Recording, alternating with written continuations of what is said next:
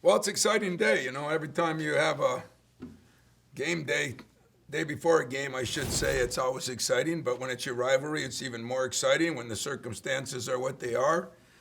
It couldn't be a bigger game, bigger weekend. It couldn't be a bigger 2 weeks than we've had. So, looking back on last night, as I said, it wasn't the prettiest game, but we found a way to win, and that was important. I have been proud of this team for how they've responded for the last couple of weeks.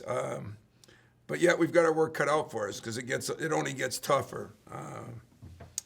We're going to do everything we can to have them ready.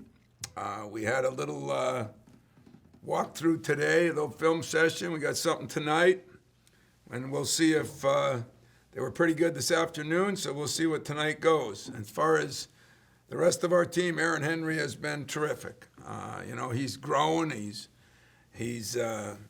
become better with the ball. He's become better defensively. There's no question he's one of the best players in this league.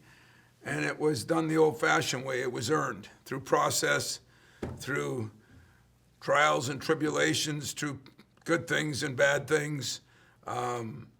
It's just kind of fun to watch him grow. So he and Josh have been our leaders. Frosty's doing a hell of a job in a sling. And right now, our team's making some progress in that respect. As far as Michigan goes, you could argue that they're the best team in the country. They're definitely one of the best 2 or 3 teams in the country. Ironically, they lost the other night to maybe one of the other best teams in the country. When you got 3, 4 teams in the top 8 or 9, when you've got 3 for the last month that are in the top 5, I'd say everybody's due to have what I would consider an off night. And I thought Illinois played awfully well. I thought Michigan played uncharacteristically, not as well as they've been playing. But hard to keep that up through an entire season. And they've done an unbelievable job of it. And Isaiah Livers, Eli Brooks, those guys have been around for the duration. I've watched Isaiah grow as a player. I've watched him grow defensively. Eli Brooks, to me, is one of the favorite players of mine in the league because he just kind of embodies everything. He's the glue guy. He's the grunt guy. He's the guy that does all the dirty work, and yet is skilled enough to make shots, make some drives, guard the best players. He does all the utility work, and Wagner, who's been there, for a couple years now. They've got some veterans. You add a guy like Smith, and you add the big fella in the middle, and, all of a sudden you got a very, very good team. The other addition was the Brown kid from that transferred from Wake Forest. So it's a pretty experienced team other than their center, and one that has, I think, grown defensively. I think they're a lot better team than they were a year ago defensively. I think their offensive stats, are some of the best in the country. So they can shoot it. They got size. They defend it. And they've earned the right to be called one of the best teams in the country. Questions? We'll go first to Chris Solari. Hey, Tom, I was wondering, looking at both teams' schedules, obviously you guys, I think it'll be your 6th game in 13 days, and they'll have had 4 and 8. Is there any way to go into this even remotely thinking or knowing how or when the fatigue factor can hit? And as a coach, you mentioned last night about working on the rotations and subbing. I mean, how much do you kind of have to think that through in the next 24 hours? Well, I have to think it through a lot. Whether I'll do anything about it is yet to come. You get into the game and, depending how the game goes. But, for everybody this year, I think you're seeing it. All of a sudden, Villanova goes and gets beat by, not the kind of team they normally get beat by. And, everybody's gone through Tennessee. Everybody's gone through some of these phases where, you don't play as well. Is it fatigue? I would think in most cases it's either mental or physical fatigue. And your point about do you ever know, the answer is no. There's no blueprint for it. There's nothing I can say. The only thing I've learned is, through COVID, you don't just bounce back. I think it takes over a month to get everybody back to where they would be, 2 months maybe. And yet nobody knows that. It's different for every individual. I said I think Josh is coming around. The problem is he came around about 2 weeks ago, just when we started this, what will it be, 7-day games in 15 days or whatever it is for us. And remember, some of those games have been against number 3, number 4, now number 2, then number 2 again. So they're not only games put close together, but they're against some of the best teams in the country, and you got to lay it on the line every night. So I don't know how they are. He knows how they are. I know where we are right now. Whether that fatigue factor fits both of us, I just keep telling my guys there's no such thing as being tired, and they don't always look at me like I'm sane, but that's kind of the battle cry we've used. And somehow, some way, you got to reach down. True champions, great players, they find a way to rise to the occasion. And we're asking a lot of these players, but I'm pleased with where they are, and we'll only find out tomorrow night. We'll go next to Matt Charbonneau. Tom, it's been talked about quite a bit over the last week or so here about the opportunities that this schedule offers. As tough as it is, playing those teams and the opportunity in front of you guys, and you've made the most of it to this point. Can you just explain a little bit about that balance of understanding how difficult it is, but also knowing what's at stake for your team and being able to take advantage of it, make the most of it at the same time? Yeah, that's exactly what we talked about 5, 6 games ago. We did have one of those elephant in the room meetings and talked about it, laid it on the line. I didn't make a big deal about it to you guys then because I didn't want all that pressure on the players. But we do believe here that pressure is a privilege, and it really is. I mean, I've been here when we weren't playing for anything, and we had no pressure. And we had no fun. So pressure is a privilege, and you come to a place like this, and you better understand that early. Now, this year, it's been harder to understand that with everything else that's gone on, and people losing their family members, assistant coaches losing them. There's been so many things that have happened, but it is a privilege. And Tom says it every day. You don't have to be here. You get to be here. It's a privilege to be here. So. I'm excited how we've responded. We haven't been perfect. We did go through a stretch where our offense was a lot better. We've gone through stretches where our defense has been really good.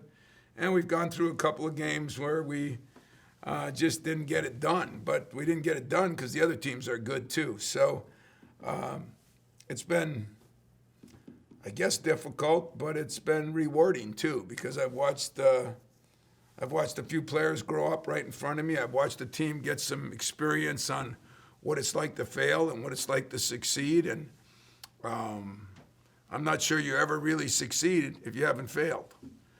So that's the approach we're taking, and just looking forward. Got a little more opportunity in front of us. See what we can do. We'll go next to Justin Rose. Hey, Tom, benefits of playing a team twice in a row. I can't seem to find another example of when you guys have done this. Maybe one of the regular season finals and that first game of the Big Ten tournament. But do you look at that, or do you just look at tomorrow's game as one whole thing and then Sunday's game as another? Yeah, I just look at tomorrow's game as one thing, and I'm sure we've done it once, like you say, maybe in the tournament or back. We used to play, the Big Ten used to play, A to Z, and then they'd go Z to A, and but that was only for a couple of years. Nobody really liked that. I'm not sure we ever, sometimes you had a break in there and things like that. So I'm just worried about tomorrow night's game, worried about getting my guys as fresh and ready to go as we can. Hopefully we'll have a little walkthrough tonight, little meeting tonight. We'll get up tomorrow, same thing, and then we're going to bust down there. So I'm excited about the opportunity. I mean, some people can go I've done it here. Could go a whole year without playing 4 top 5 teams, 4 ranked teams. And I'm going to play 4 in the top 5 in a 10-day period. So daunting, yes. Exciting, yes.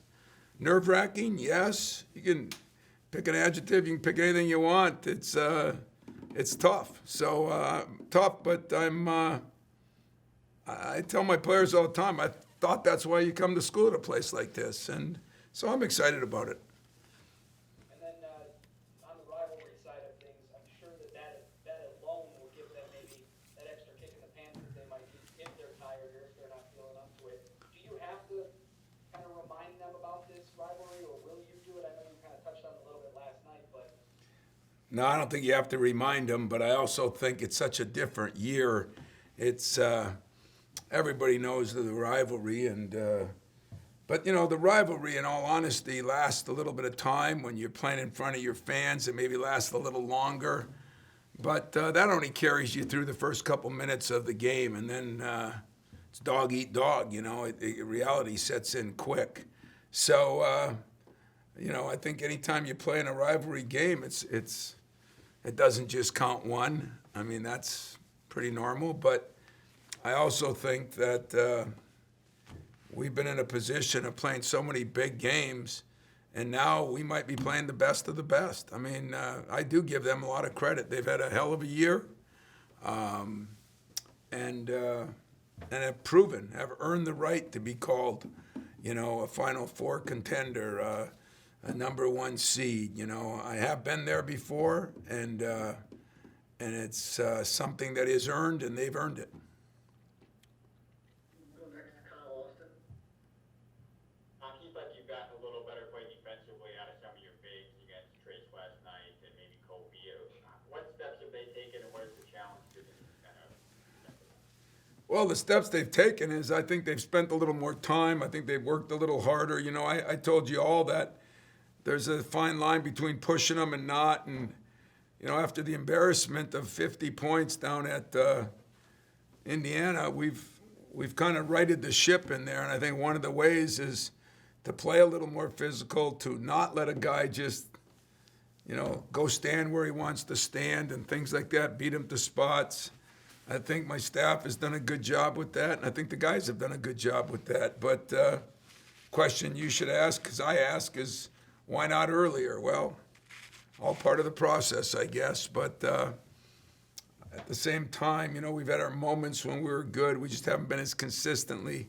And I think part of that problem, and I've wholeheartedly taken the blame, that it's been changing of the lineup all year long. And yet there's a couple other teams in our league that are doing pretty well that have changed the lineup.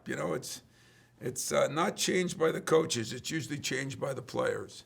So with that is a good thing and a bad thing. The bad thing is there's not as much continuity or chemistry. The good thing is you develop depth, and you hopefully everybody's playing, so everybody's happier. Would it be easier to play 6 or 7 guys and have a feel for each other? 100% yes. But that just wasn't the road we could take this year, so we've taken a different road than normal, and found a way to have some benefits from it. Right, and then Dickinson, where were you? On who? The big guy. Hunter Dickinson? Yeah. Really impressive. I mean, at 7'1", haven't seen him in person yet, but, well, I shouldn't say that. I saw him in an AAU tournament, but, they've done a good job with him. He's done a good job. He's very much under control for a freshman. He knows what he can do and can't do. He's not taking shots that he can't make. I think they've done a good job with that, put him in a position where he can be successful. He's a load to stop down there. And I think the best thing that I see on film with him is he's a very good passer, which means he has a very good basketball IQ. As the rest of his game comes, that's something that's harder to teach. And it seems to me from this side, he's got a very high basketball IQ. And that's impressive for a big man. Go next to Lindsey Huddleston. Hey, Tom, I don't want to get into old wives' tales or superstition, but when you see the team you're about to play take a major loss right before you play them,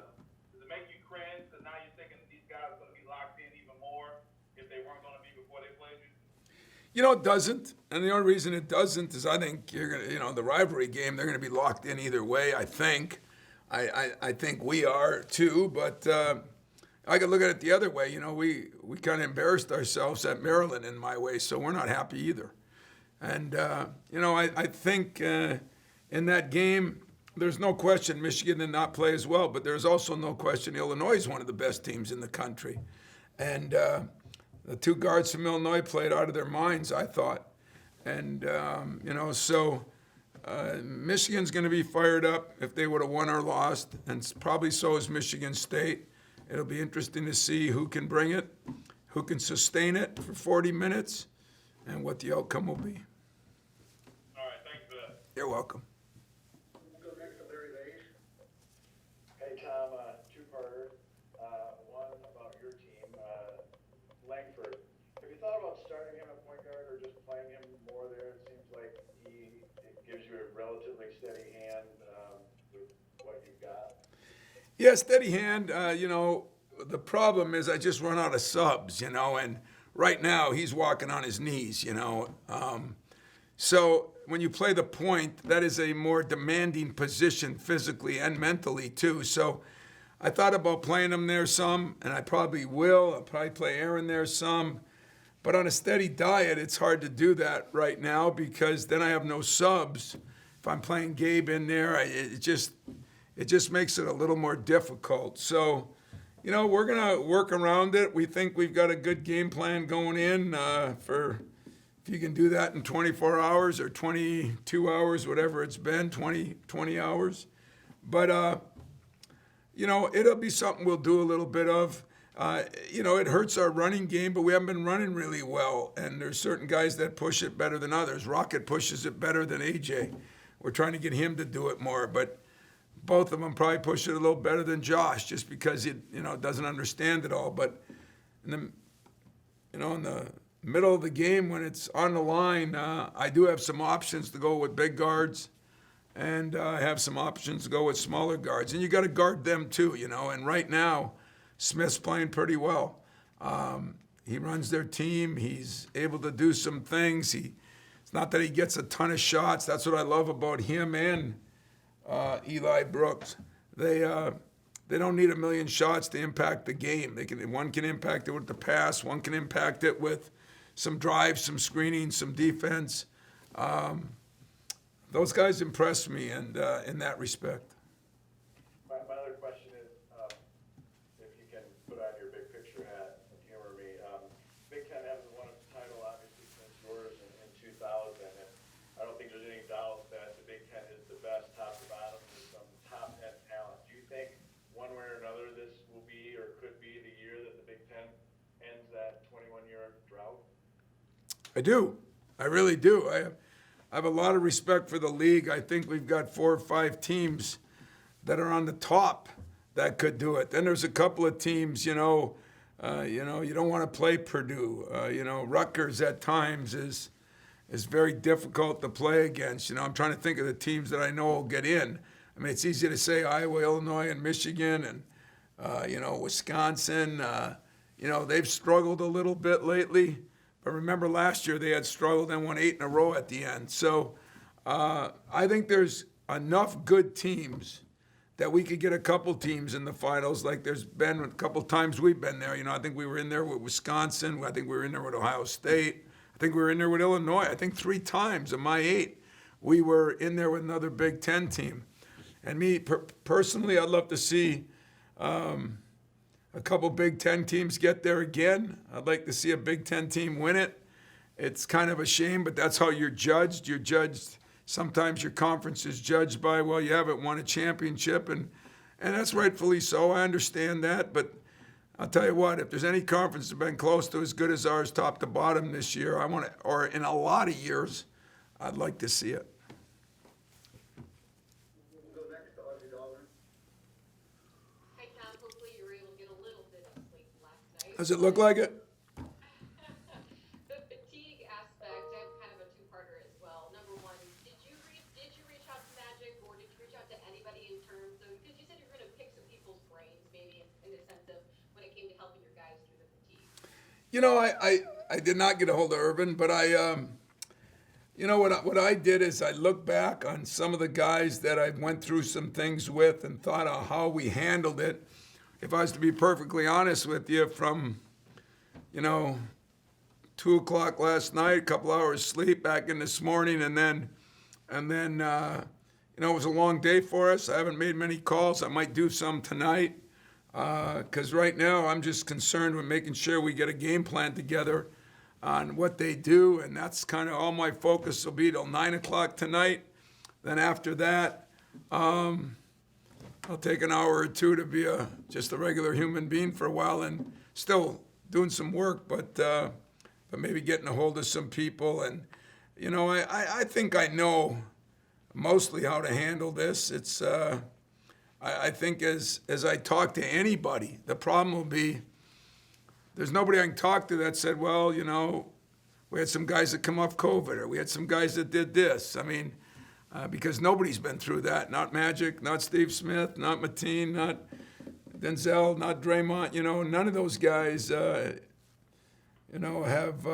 Jaren, or, Jaren's had some injuries, Miles, none of them. So I would look at it as I'm just going to have to suck it up and maybe talk to a few, but most importantly is just realize that, yes, there's going to be some guys that are fatigued and tired, and nobody gives a damn. They really don't. What we got to convince them is for 40 minutes, there's no fatigue, there's no tiredness. You just got to do the best job you can do. But never has there been a 2-week period like this. So, the reason I almost, really, really wanted to talk to Irvin, and still may, is because I remember watching those Celtic Lakers where they play on one night, fly across country, play a night later, fly across country, play 2 nights later. That seems like it'd be tougher than what we're going through. But you had the pandemic in there and what these guys have been going through, and maybe it's not tougher. And then, you guys, Michigan, the rivalry is solid with you and Michigan. And so, but the magnitude of it to be 2 games just back to back, kind of going off Justin a little bit, but how does that just increase it? Not the allure of it, but, what does it add, or what will it add when these 2 games are done? Well, I don't think, I don't think Jawan would like to play 2 games back to back. I don't think I would against anybody. But it's the cards we're dealt, and that's what we got to do, The good news for me is I wanted to get 20 games in this year, and we're going to get 20 games in, it looks like. And that's a big thing to me, And did it hurt us a little bit at the end because we had to play so many games to make up for when we didn't play for those 20 days? Sure, it's going to hurt us a little bit. But the opportunity these guys get, some of them will never get back to college basketball, and to get a chance to do this, I think is phenomenal. But I don't think anybody would like to play back-to-back games. It's just the way it is, and it's the way it'll be, and it's fair. It's the same for both sides. So